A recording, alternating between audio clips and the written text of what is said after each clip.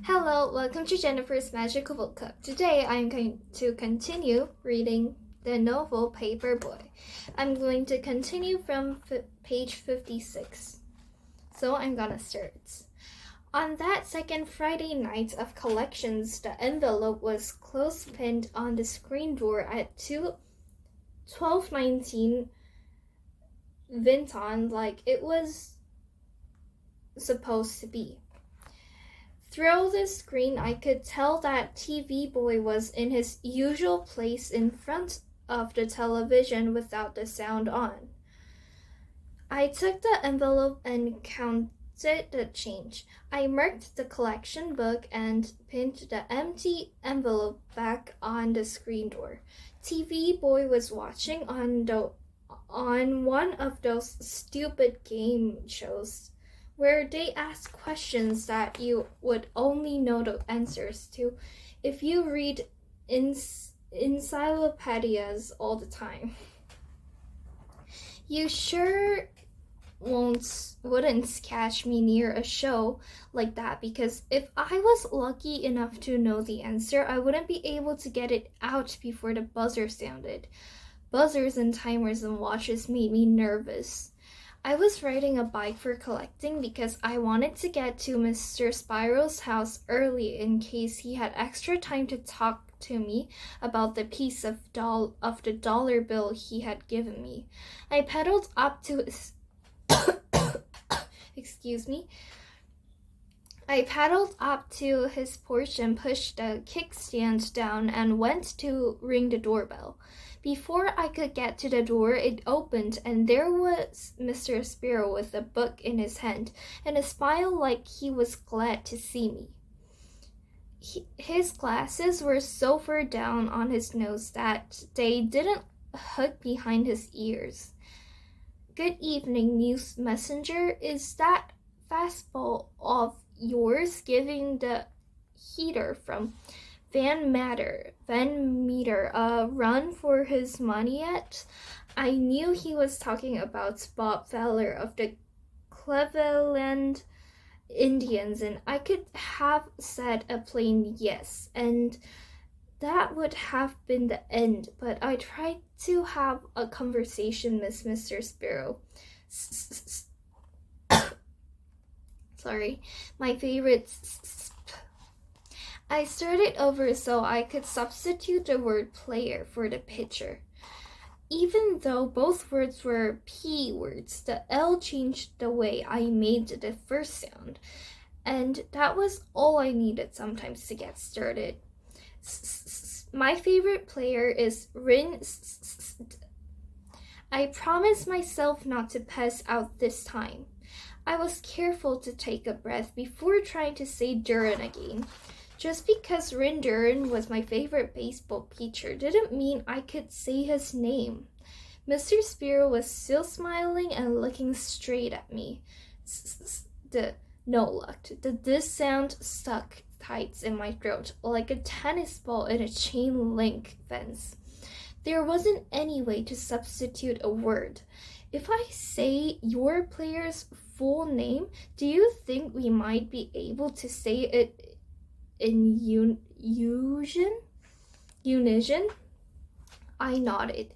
Mr. Sparrow tilted his head back and rounded his lips and said Renee Duran in a regular talking voice. The words came out of my mouth perfect at the same time they came out of his. Ma'am and Mr. Sparrow were the only people who knew how to get me through a bad block, and I had only known Mr. Sparrow for a week. Ah, yes, the nearsighted Yankee reliever who made batters tremble with his fastball. How did you know to help me like that? Mr. Sparrow stepped down on the porch from his doorway.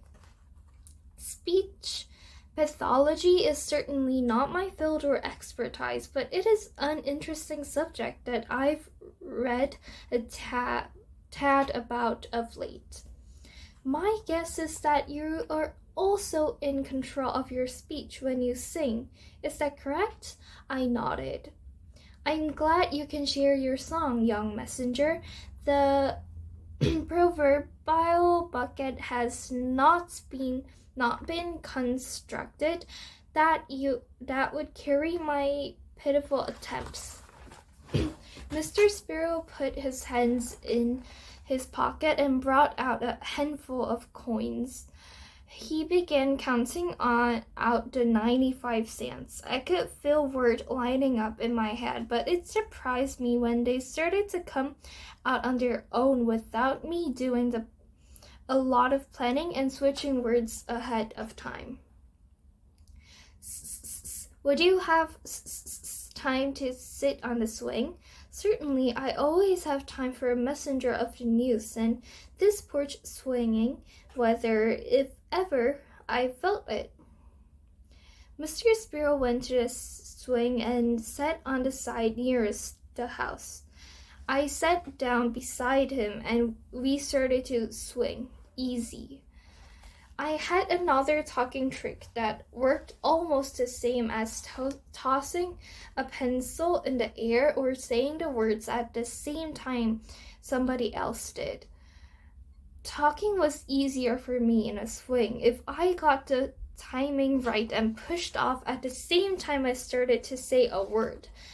I did with Ma'am some, and she said I ought to practice swinging and talking more because it smoothed my words out, but there usually weren't many swings handy when I needed to talk to somebody.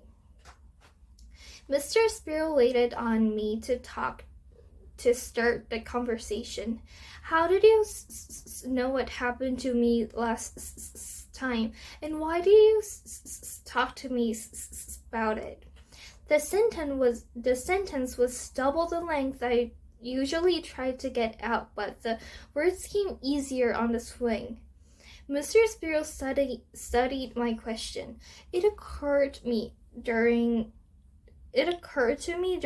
what I assumed was a vocal block that you probably have encountered people who would not take the time to understand your situation.